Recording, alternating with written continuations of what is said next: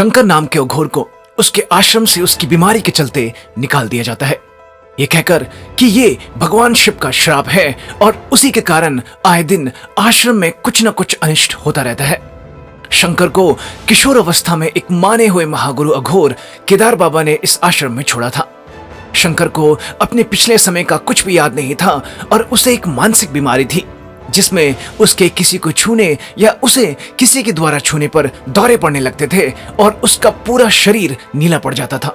आश्रम के दूसरे अघोर सुदामा उसे ये सुझाव देते हैं कि इस बीमारी के इलाज और उसके पिछले कल के बारे में जानने के लिए उसे केदार बाबा को ढूंढना चाहिए, जिन्हें आखिरी बार प्रयागराज के कुंभ मेले में दिखा गया था। वहीं चाइना बॉर्डर के पास पहाड़ों में कैट नाम की इलीगल फैसिलिटी में डॉक्टर बख्शी के सुपरविजन में उनके असिस्टेंट तारा CT333 नाम के पेशेंट को 6 साल से चल रहे एक्सपेरिमेंट के तहत कन्वर्जन थेरेपी के जरिए जबरदस्ती इलेक्ट्रिक शॉक देकर लड़के से लड़की बनाने की प्रक्रिया को कर रही थी।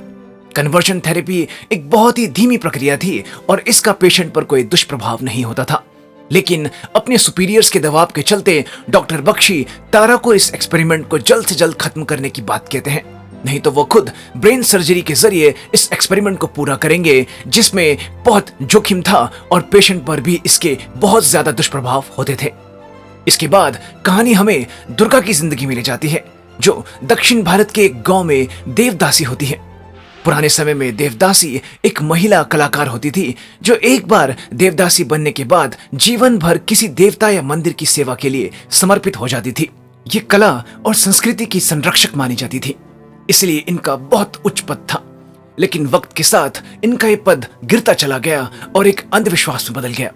गांव के सरपंच इस अंधविश्वास की आड़ में इन्हें इस्तेमाल करने लगे और उससे फायदा उठाने लगे। इस अंधविश्वास के अनुसार इन्हें मजबूरन पुरुषों की सेवा करनी पड़ती थी, जो ये मानते थे कि इनसे अपनी सेवा करवाने पर देवी माँ की कृपा होती है। कुछ समय बाद एक लाइलाज बीमारी के चलते दुर्गा को देवदासी के पद से हटा दिया जाता है।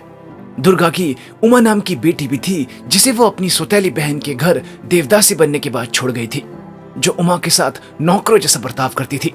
दुर्गा उमा को अपने साथ ले आती है, ये सोच के कि अब वो उसके साथ खुशी खुशी बाकी की जिंदगी बसर करेगी। लेकिन उमा उससे नफरत करती थी क्योंकि दुर्गा उसे बचपन में छोड़कर चली गई थी। लेकिन उसकी ये नफरत बाद में प्यार में बदल जाती है जब उसे पता चलता है कि दुर्गा की प्रसव में जटिलता थी, जिसके कारण उमा की जान को खतरा था। इसके लिए दुर्गा ने देवी माँ से कहा कि अगर बच्चे का जन्म सुरक्षित और स्वस्थ तरीके से हो गया तो वो पूरे जीवन देवदासी बनकर देवी माँ की सेवा करेगी।